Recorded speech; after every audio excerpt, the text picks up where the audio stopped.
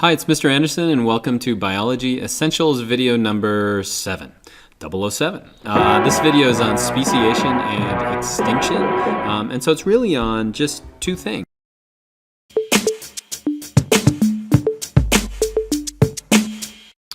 Hi, it's Mr. Anderson, and welcome to Biology Essentials video number 7. 007. This video is on speciation and extinction, and so it's really on just two things. In other words, it's how we go from one species to two, and then how we go from one species to no species. And so this right here is a Tapuosaurus. It's a sauropod that was found in Brazil, and you can see it right here on this phylogenetic tree. And so if we trace the phylogeny of Tapuosaurus, what we would find is each of these points here represents a common ancestor of the dinosaurs above it, but because it branches in either direction, that means we're going from one species into two species, and that's called speciation. And we'll talk a little bit more about the mechanisms by which we can speciate, but essentially in speciation you go from one species to two. And extinction is when you go from one species to zero species. And so where do we find on that on here? Well, on the side you can see we have time, so we have time on the side, so this is millions of years ago.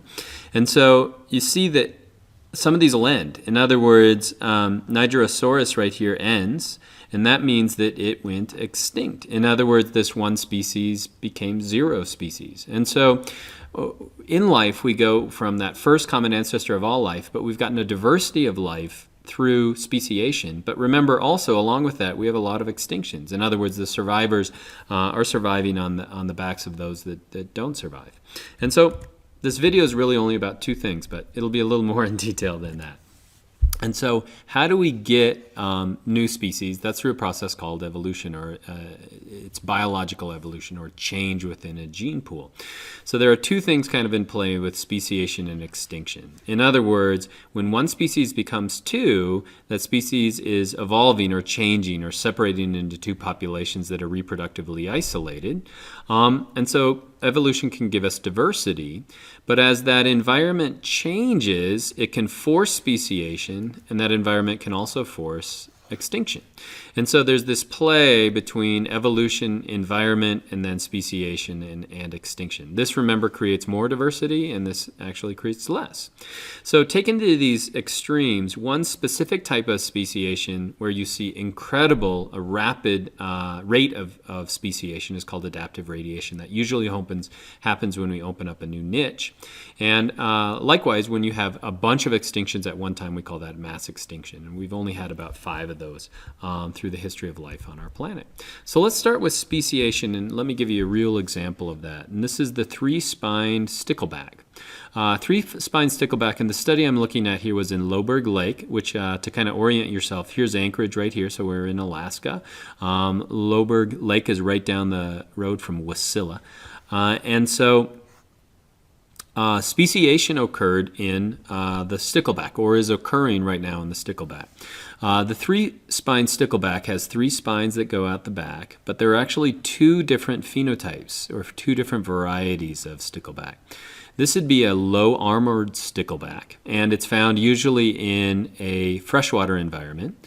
But if we were to look at the stickleback, the marine stickleback that spends half of its life in the ocean and then comes back to actually breed, it'll have more armor on it, so it'll actually have larger spikes. It'll have additional spikes down here.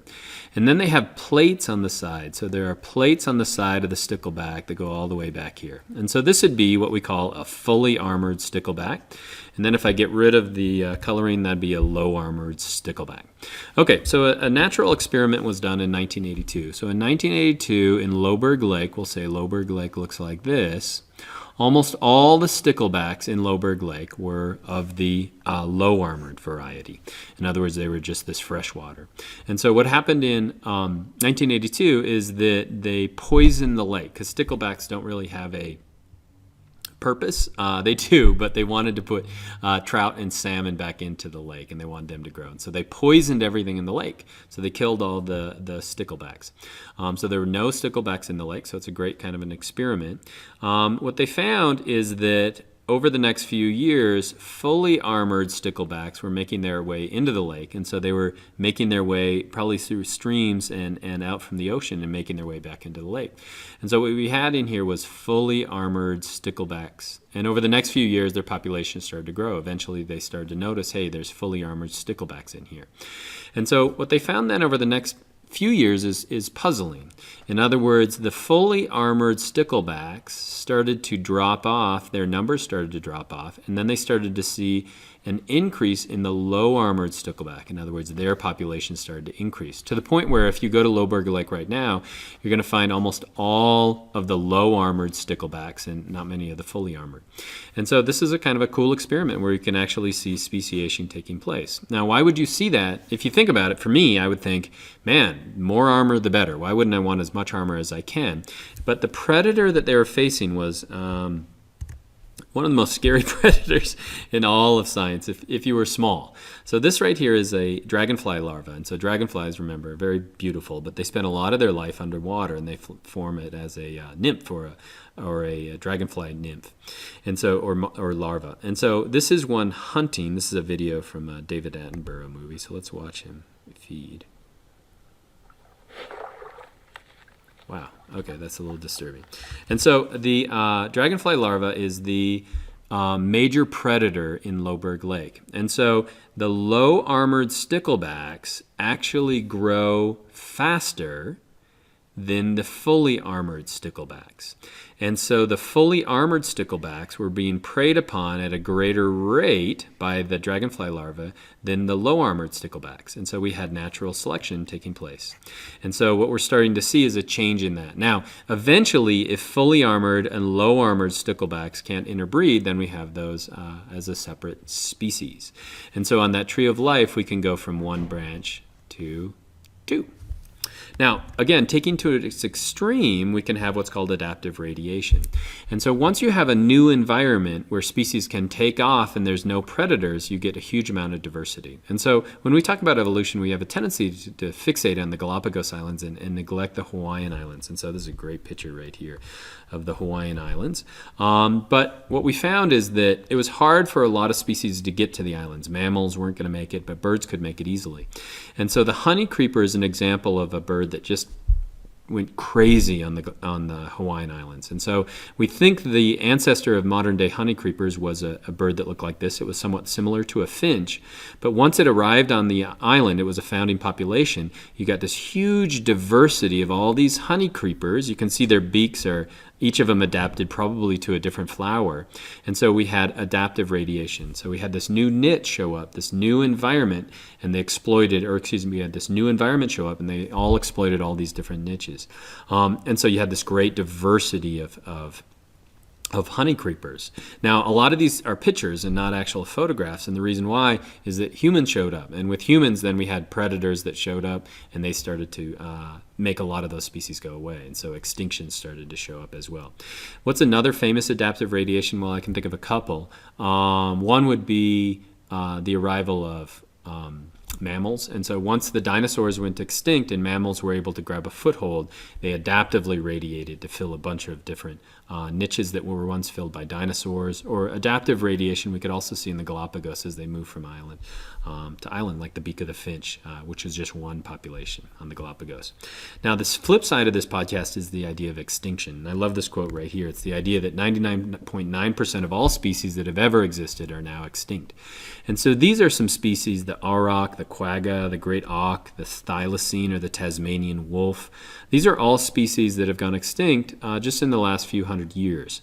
And they did that as a result, a lot of these as a result of human pressure. This would be a golden toad that went extinct in the 1980s.